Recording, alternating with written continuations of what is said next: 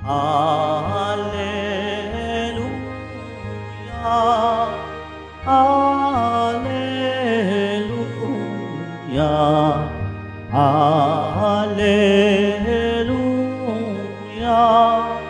Alleluia.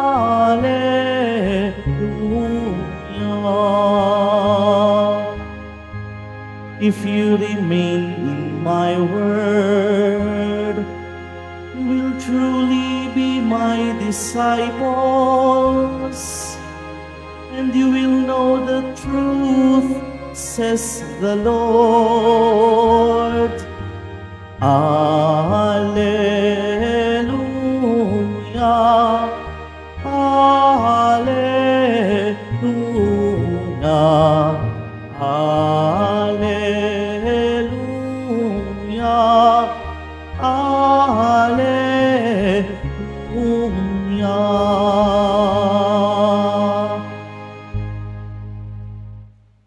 The Lord be with you. And with your spirit. A reading from the Holy Gospel according to John. Glory to you, O Lord. Jesus said to his disciples, "If you know me, then you will also know my Father. From now on you do know him and have seen him." Philip said to Jesus, "Master, show us the Father, and that will be enough for us." Jesus said to him, "Have I been with you for so long a time, and you still do not know me, Philip? Whoever has seen me has seen the Father. How can you say, 'Show us the Father'? Do you not believe that I am in the Father, and the Father is in me? The words that I speak to you, I do not speak on my own. The Father who dwells in me is doing his works. Believe me that I am in the Father, and the Father is in me, or else believe because of the works themselves. Amen, amen, I say to you, whoever believes in me will do the works that I do, and will do greater ones than this, because I am going to the Father.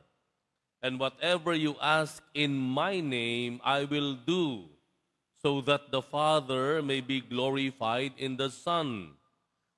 If you ask anything of me in my name, I will do it." The Gospel of the Lord. Praise to you, Lord Jesus Christ. Please be seated.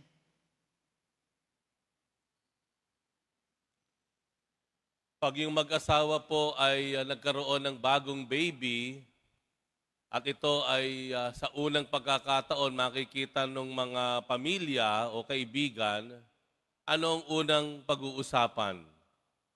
Sino ang kamukha? Ay, kamukha ng nanay. Nakuha ang ilong sa tatay. Di po ba? At nung nagkaroon tayo ng bagong Santo Papa, inilabas, yung bagong Santo Papa doon sa balkonahe ng Vatican, ano unang mga komento? Ay, puti pala. Puti. Ay, kamukha ni Pope John Paul II. Ay, palangiti. Ang maamo ang mukha. Diba? Ganon, ano?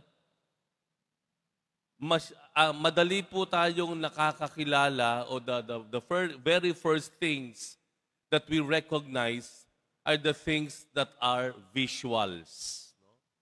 Yung nakikita ng mata.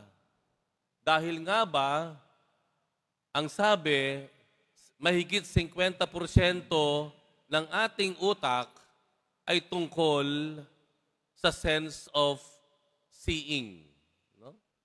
More than 50% of our brain is used to recognizing things through our eyes. Yung, like for example, yung ating pagdinig, ginagamit natin yan kapag hindi natin nakikita o kaya madilim. Yung daw sense natin of smelling and senses, more of protection and safety. Yung mga senses na iyan. but much of our brain is used in looking at things through our eyes. Kaya una po nating mga unang nababanggit o komento natin, like for example, we get into a new place, ay, ang ganda naman dito. Ay, ang laki naman ng simbahan. Di ba? Ay, ang tataas ng building. Maluwag ang kalsada. Ang dami palang halaman. Yun ang una nating sinasabi. Bago pa yung, ay, ang bango. Ay, ang sariwa ng hangin. Amoy ulam. Diba? Bago yun, yung munang sense of looking, no? Sense of seeing things, visual sense. No? Kaya hindi nakakapagtaka, yung mga alagad, kagaya ni Philip, kagaya sa Ebanghelyo, ang sabi niya, Panginoon, ipakita mo sa amin ang Ama. Ayan, ano. Naghahanap si Philip ng makikita ng kanyang mata. Yun ang kanyang preoccupation. Pero ano sabi ng Panginoon sa kanya? Felipe, ang tagal-tagal mo nang kasama ako, hanggang ngayon ba hindi mo pa nakikita ang Ama? Ako at ang Ama ay iisa. Kung nakita mo na ako, nakita mo na ang Ama. Yan ang sabi ng Panginoon. No? Kaya binigyan ng Panginoon ng tulong si Felipe. Ang sabi ng Panginoon sa kanya, pues Felipe, kung talagang nahihirapan ka sa akin na makita mo ang Ama sa akin, pakinggan mo na lang yung aking sinasabi. Tignan mo na lang yung aking kilos. My words and my deeds. My acts and my words. Yun na lang ang tignan mo. Kung hindi mo makita sa itsura, no? Ang Diyos Ama, then look at my deeds, my actions. Kung paano ko makitungo sa kapwa. Kung paano ko puntahan ang mga naaapi, pinagagaling ang mga may sakit, iniaahon ang nahihirapan, pinatatawad ang mga makasalanan.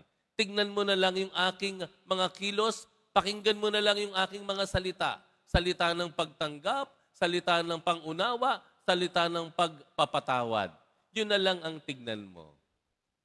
Alam niyo po, napaka-importante nito na ganun ang gawin natin dahil minsan masyado tayong nananangan sa nakikita natin. Like for example, no? Ang mahal na poong Jesus Nazareno. Di ba?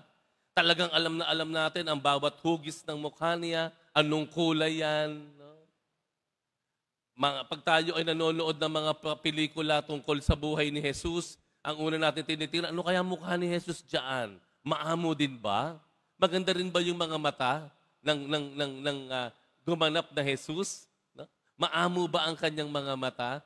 Very visuals, di po ba? Pero ano sinasabi ng Panginoon? Huwag tayong malimitahan sa mga nakikita ng ating mga mata. Huwag tayong basta magkukumpara ng mga tao dahil sa nakikita ng ating mga mata. Ay, naku, moreno, hindi siguro masyadong naligo yan. Wow, mistiso, mistisa, siguro mabango yan. Di po ba? Minsan we judge people on how they look. Kung papaano ang itsura ng mga tao, kaya nga po ba, hindi nakakagulat, yung mga mayroong may masamang intensyon, no? Yung mga tao halimbawa na pickpocket, mandurukot sa mga sasakyan, abay nakabarong at mukhang mabango, ang mga buhok talagang suklay na suklay. Wala kang kaalam-alam. Yung pala yung dudukot ng wallet mo. Yung pala yung dudukot sa bag mo. Kasi nga, tayo, alam na alam yan, na tayo ay nagbabase ng ating desisyon ayon lamang sa nakikita ng ating mga mata. Pero hindi dapat ganoon. Kailangan po ay makita ng ating mga puso. Maobserbahan natin, pakinggan natin ang lahat. Dahil ang Diyos, hindi lamang po siya nakukulong sa itsura.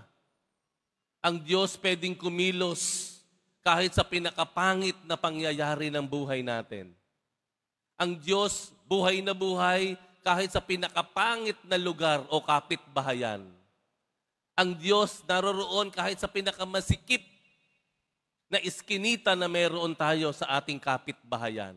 Ang Diyos naroroon sa mga taong gusgusin o tinatawag nating taong grasa. Baka hindi natin alam, sila pa yung maunawain. Sila pa yung mapagbigay. Sila pa yung mas mahaba ang pasensya. Ganun ang Diyos, nananahan, higit sa mga nakikita lamang ng ating mga mata. Kaya anong hamon sa atin? Ang hamon sa atin, magawa nating gumawa ng kabutihan kahit ano pa man ang pagkakakilala ng iba sa atin. Kahit ano pa itsura natin, kaya nating gumawa ng mabuti. Kahit ano katayuan natin sa buhay, pwede tayong gumawa ng kawang-gawa. Kahit ano pa ang kalagayan natin sa buhay, pwede rin po tayong maging mapagbigay. Higit sa nakikita at pananaw ng mundo, yung Diyos na sumasa atin, maging sino pa man tayo. Huwag po nating limitahan ang pagkilos ng Diyos sa buhay natin. Hindi komot kulang tayo sa edukasyon, hindi tayo nakatapos ng pag-aaral, wala tayong kakayahan na maglingkod sa Diyos. Hindi komot tayo nakatira lamang sa ganitong lugar, sa ganitong kalagayan ang bahay natin, ay wala tayong kakayahang gumawa at maging tapat sa ating kapwa. Ang Diyos kumikilos higit sa pamantayan ng ating mga tingin o pananaw. Kumikilos siya kahit kanino. Ang kabutihan, agandahang loob, ang pagkamaawain, mapagbigay, mapagkawanggawa, matulungin, yan po ay pwedeng gawin ng kahit sino paman. At kapag ito natin nagawa natin ang mga bagay na ito, doon masasabi ng mundo, naririto nga ang Diyos. Kasama nga natin ang Diyos. Kapag nakita ng lahat na kahit sa kabila ng ating kahirapan, kaya nating magbigay, sa kabila ng ating itsura, kaya nating maging maunawain at mabuti, doon masasabi ng mundo, totoo nga, ang Diyos, hindi tayo iniwan. Naririto siya sa ating piling.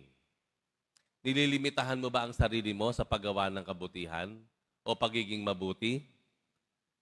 Nililimitahan mo pa ang pagiging mabait mo dahil ikaw mismo hindi believe sa sarili mo?